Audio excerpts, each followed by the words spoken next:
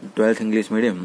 आज हमारा जो टॉपिक है डाई इलेक्ट्रिक एंड पोलराइजेशन। तो डाई इलेक्ट्रिक क्या होता है और पोलराइजेशन क्या होता है। डाई इलेक्ट्रिक मटेरियल ऑलरेडी हम फर्स्ट चैप्टर में पढ़ चुके हैं, तो उसको रिवाइज कर लेंगे एक बार। तो सबसे पहले हम क्या करते हैं कि कंडक्टर की एक जो प्रॉपर्टी है उसको रिवाइज करते हैं। तो कंडक्टर की एक प्रॉपर्टी आप याद कीजिए, मैंने जब आपको प्रॉपर्टीज ऑफ कंडक्टर पढ़ाया था तो उसमें आया था कि जब भी आप कोई भी न्यूट्रल कंडक्टर को एक्सटर्नल इलेक्ट्रिक फील्ड में जब भी रखते हैं तब उसकी इलेक्ट्रिक फील्ड अंदर जीरो हो जाती है ना। वो थोड़ा सा रिवाइज कर लेते हैं, उसके बाद हम डाइलेक्ट्रिक पर और पोलराइजेशन पर आ जाएंगे। तो सबसे पहले ये जो है आपके पास एक्सटर्नल इलेक्ट्रिक फील्ड, ये हो गई आपकी एक्सटर्नल इलेक्ट्रिक फील्ड, ई एक्सटर्नल ऐसा लिखेंगे। और इसके अंदर मैं काम करता हूं कि यहां पर एक स्लैब रखता हूं जो आपका न्यूट्रल कंडक्टर है। तो ये जो न्यूट्रल कंडक्टर का स्लैब है, आपको पता है कि न्यूट्रल कंडक्टर में पॉजिटिव एंड नेगेटिव चार्ज दोनों सेम होंगे। तो जैसे आप एक्सटर्नल इलेक्ट्रिक फील्ड में पुट करते हैं तो उस पर फोर्स लगेगा। पॉजिटिव चार्ज पर फोर्स लगता है आपका प्लस क्यूई और नेगेटिव चार्ज पर आपका फोर्स लगता है माइनस क्यूई। और प्लस क्यूई मतलब इलेक्ट्रिक फील्ड की डायरेक्शन में जाएगा और माइनस क्यूई मतलब इलेक्ट्रिक फील्ड की ऑपोजिट डायरेक्शन में जाएगा। मतलब कि नेगेटिव चार्जेस जो होंगे वो आपकी एक्सटर्नल फील्ड के ऑपोजिट डायरेक्शन में जाएंगे और जो पॉजिटिव चार्जेस हैं वो सारे आपकी एक्सटर्नल फील्ड की डायरेक्शन में चले जाएंगे।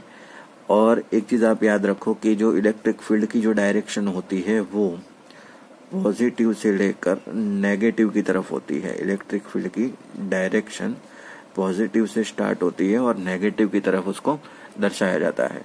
तो चलिए हम इस पर यहाँ पर देखते हैं कि यहाँ पर क्या हुआ कि आपके पास ये जो स्लैब है वो आपका न्यूट्रल कंडक्टर है और न्यूट्रल कंडक्टर की वजह से उसमें positive and negative charge same है।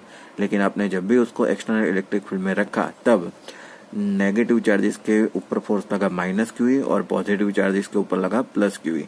तो नेगेटिव चार्जेस ऐसे लेफ्ट साइड आने लगे, देखिए ध्यान से, और आपका जो पॉजिटिव चार्ज है वो ऐसे राइट साइड आपका एक्युमुलेशन होना स्टार्ट हो गया। तो नेगेटिव और पॉजिटिव ऐसे आपके चार्जेस यहाँ पर आ गए। तो ये चार्ज का ट्रांसफर कब तक चलता रहेगा। तो एक चीज और आप नोटिस कीजिए कि एक्सटर्नल फील्ड की डायरेक्शन है वो आपकी राइट साइड है, लेकिन यहाँ पर अंदर एक पॉजिटिव टू नेगेटिव दूसरी इलेक्ट्रिक फील्ड जनरेट होती है। देखिए ध्यान से, यहाँ पर प्लस से माइनस, तो एक ई इंड्यूस कहा जाएगा। इसको एक नया नाम दे देते हैं ई इंड्यूस्ड, मतलब इंड्यूस इलेक्ट्रिक फील्ड अंदर इसके स्लैब के अंदर एक और जनरेट हो गई। ये चार्ज का ट्रांसफर कब तक चलता रहेगा, जब तक ये इंड्यूस इलेक्ट्रिक फील्ड और एक्सटर्नल इलेक्ट्रिक फील्ड दोनों सेम ना हो जाए, तब तक ये कंडक्टर में प्रोसेस चलती रहती है।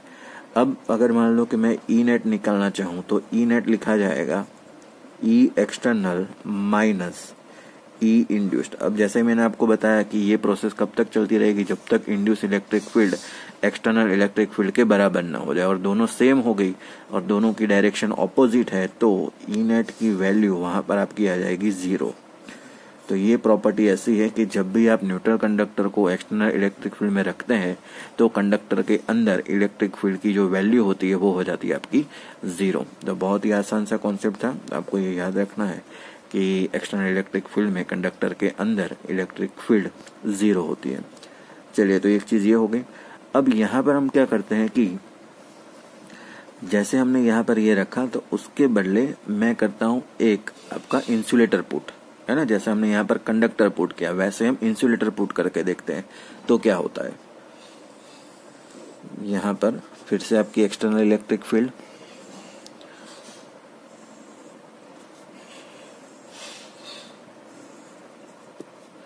और उसके अंदर जो हमने स्लैब रखा हुआ है वो स्लैब हमारा है अब इंसुलेटर। अब इंसुलेटर में आपको पता है कि फ्री चार्जेस बहुत कम होते हैं, तो लेकिन इसमें भी ऐसा लगेगा कि फोर्स जो आपका वही लगेगा प्लस क्यू और माइनस क्यू, लेकिन नंबर ऑफ जो फ्री चार्जेस होते हैं बहुत कम होते हैं कंपेयर टू कंडक्टर। तो नेगेटिव चार्जेस का भी एक्युमुलेशन होगा यहाँ पर लेकिन बहुत कम, और पॉजिटिव चार्जेस का भी एक्युमुलेशन होगा लेकिन बहुत कम होगा। अब ये आपकी ई एक्सटर्नल, और जैसे आपको बताया कि पॉजिटिव से नेगेटिव एक दूसरी इलेक्ट्रिक फील्ड अंदर ऐसे जनरेट होती है जिसको हमने नाम दिया था ई इंड्यूस्ड।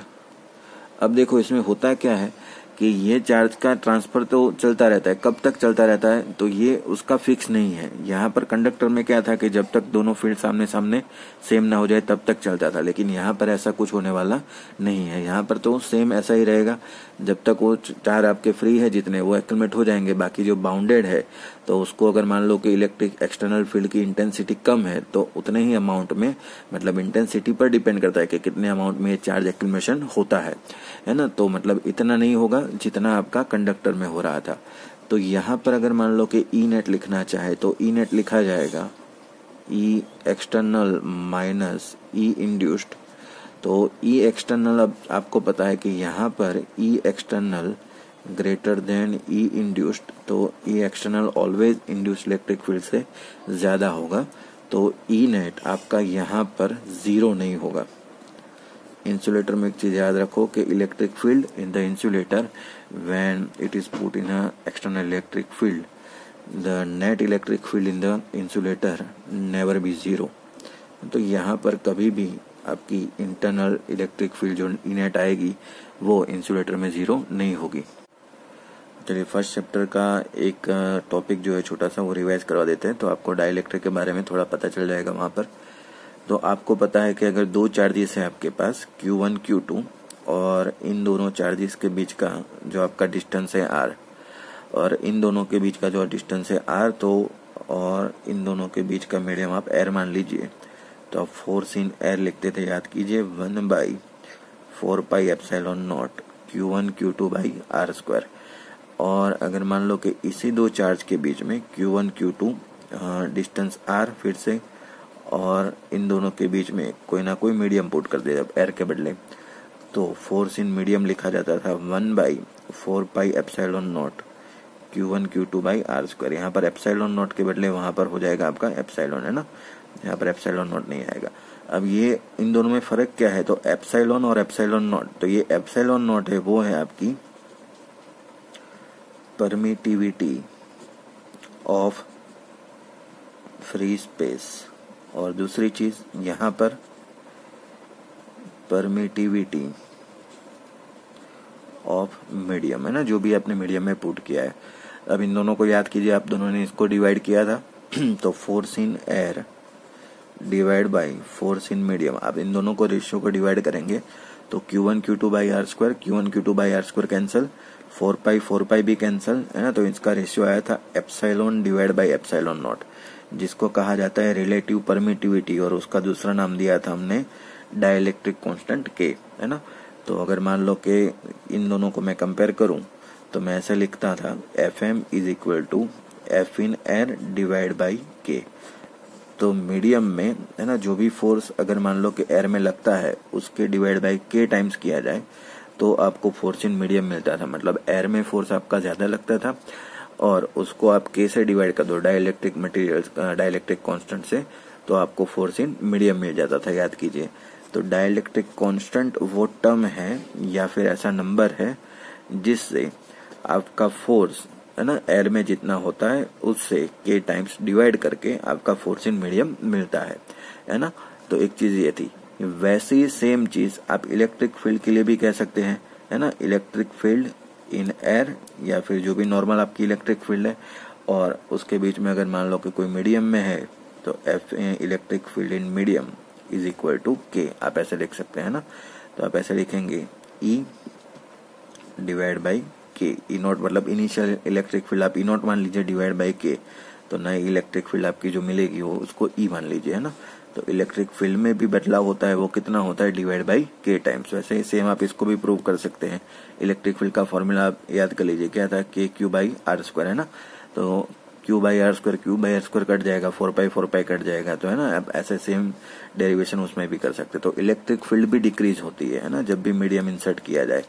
तो ये सारी चीजें हमें पढ़नी कहाँ है, तो ये सारी चीजें हमें यहाँ कहाँ पढ़नी है, कैपेसिटर में। जब कैपेसिटर जो टू पैरेलल प्लेट कैपेसिटर हमने पढ़ा है, तो चलिए वहां पर आ जाते हैं। तो सबसे पहले पैरेलल प्लेट कैपेसिटर फिर से रिवाइज कर लेते हैं।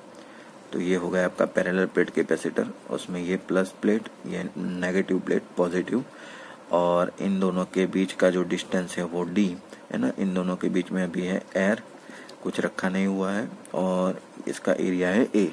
तो आप कैपेसिटेंस आपको याद है क्या लिखा जाता था, epsilon naught A by D, और दूसरी चीज सी को हम लिखते थे क्यू बाई वी, है ना। ये इनिशियल कंडीशन है, थोड़ा इसको ध्यान से समझना, ये सारी चीज आपकी इनिशियल कंडीशन है। अब अगर मैं यहाँ पर एयर के बदले कुछ और चीज इंट्रोड्यूस कर दूं, अब मैं आपको डाइलेक्ट्रिक के बारे में बता देता हूँ। डाइलेक्ट्रिक होता क्या है, तो डाइलेक्ट्रिक जो होता है वो आपका एक वन टाइप ऑफ इंसुलेटर होता है। अब इससे फायदा क्या होगा, चलिए, तो एक तो डाइलेक्ट्रिक कांस्टेंट के बारे में बात कर ली, एक प्रॉपर्टी हमने पढ़ ली कंडक्टर और इंसुलेटर की। तो एक चीज यहाँ पर देखिए कि नॉर्मल कंडीशन है जब दो प्लेट के बीच में हमने एयर रखी हुई है ना, बीच में कोई मीडियम नहीं है। अब मीडियम के बदले में क्या करता हूँ कि यहाँ पर एक डाइलेक्ट्रिक स्लैब एंटर करता हूँ। यहाँ पर देखिए, तो यहाँ पर ले आए हम डाइलेक्ट्रिक स्लैब, तो जिसका डिस्टेंस फिर भी दो प्लेटों के बीच में डी है, एरिया ए है, ये पॉजिटिव प्लेट और ये नेगेटिव प्लेट। अब इसमें होता क्या है कि कैपेसिटेंस कुछ चेंज हो जाता है, कुछ ना कुछ फायदा होना चाहिए। तो वो फायदा क्या होता है, देखिए, तो कैपेसिटेंस चेंज होता है। एक चीज याद रखना कि चार्ज की वैल्यू सेम रहती है ना, डाइलेक्ट्रिक इंसर्ट करने पर क्यू सेम रहता है, लेकिन पोटेंशियल चेंज होता है और इलेक्ट्रिक फील्ड चेंज होती है। तो कैपेसिटेंस भी चेंज होगा, पोटेंशियल चेंज होने की वजह से, है ना, वी चेंज होगा तो सी भी चेंज होगा, लेकिन क्यू तो सेम है। तो इनिशियल कंडीशन सी की क्या थी, क्यू बाई वी। तो अब यहाँ पर क्यू तो फिर से सेम है, लेकिन पोटेंशियल कुछ ना कुछ चेंज होगा, तो पोटेंशियल चेंज होने की वजह से वी चेंज होगा, तो वैसे ही आपका सी चेंज हो जाएगा। चलिए, तो नया वी जो आएगा उसको लिखा जाएगा। आपको पोटेंशियल का फॉर्मूला वी का पता है, वी इज इक्वल टू लिखा जाता है E into D, E D, है ना। अब तो नया जो वी डैश आएगा इसके लिए V is equal to E d, लेकिन यहाँ पर जो भी कैलकुलेशन करता है इसके लिए जब हमने डाइलेक्ट्रिक इंसर्ट किया हुआ है तब नया वी डैश मिलेगा, वो मिलेगा मुझे ई डैश इंटू डी। ई डैश है कितना, तो इनिशियल इंटेंसिटी जो थी आपकी ई डिवाइड बाई के टाइम्स हो गया होगा, तो ई बाई के इंटू डी, तो आपका नया पोटेंशियल वी डैश ये जनरेट हो गया, है ना। चलिए, अब मुझे नया कैपेसिटेंस निकालना है, तो नया कैपेसिटेंस क्या होगा आपका, सी डैश, तो Q divide by V dash. जैसे मैंने आपको कहा Q तो सेम रहता है, चार्ज में कभी बदलाव नहीं होता। आप डाइलेक्ट्रिक इंसर्ट करो तो चार्ज उसका ट्रांसफर नहीं होता ऐसे, है ना। तो Q तो सेम रहेगा, तो C dash is equal to लिखा जाएगा Q बाई वी डैश, और Q तो एज इट इज, Q को आप याद कीजिए, Q को क्या लिखते थे, लैम्बडा सिग्मा रो में, सिग्मा इज इक्वल टू लिखा जाता था Q बाई ए, तो Q को मैं लिखूंगा सिग्मा इंटू ए, ऐसे पुट कर सकता हूँ। तो यहाँ लिखेंगे sigma into A, V dash के बदले लिखा जाएगा ई डी, और यहाँ पर आ जाएगा के, है ना। तो ये नया आपका सी डैश बनता जा रहा है। अब यहाँ पर मैं इलेक्ट्रिक फील्ड की वैल्यू रखता हूँ। इलेक्ट्रिक फील्ड की वैल्यू आप याद कीजिए, इन दोनों के बीच में ई आया था सिग्मा बाई एप्सिलॉन नॉट, है ना। एक प्लेट की वजह से आया था आपका सिग्मा बाई 2 एप्सिलॉन नॉट, दूसरी प्लेट की वजह से सिग्मा बाई 2 एप्सिलॉन नॉट, दोनों राइटवर्ड डायरेक्शन में थे, तो दोनों का जो समीशन होता था वो होता था आपका E naught is equal to sigma by epsilon naught. तो ई की वैल्यू यहाँ पुट करेंगे, तो C dash is equal to sigma into A into, यहाँ पर ई के बदले क्या लिखेंगे, sigma by epsilon naught into d into k, है ना। तो चलिए, सिग्मा सिग्मा कैंसिल, एप्सिलॉन ऊपर आ गया, तो epsilon naught A by d into k, C dash is equal to, ये epsilon naught A by d है क्या, तो इनिशियल कैपेसिटेंस है, तो C dash is equal to C into k. देखिए, तो जो नया कैपेसिटेंस है वो क्या कितना बढ़ गया आपका, के टाइम्स बढ़ जाता है यहाँ पर। तो यहाँ पर हमें फायदा क्या होता है, बेनिफिट क्या है कि जब भी हम इंसुलेटर बीच में पुट करते हैं पैरेलल प्लेट के बीच में, तब हमारा जो कैपेसिटेंस है वो के टाइम्स बढ़ जाता है ना।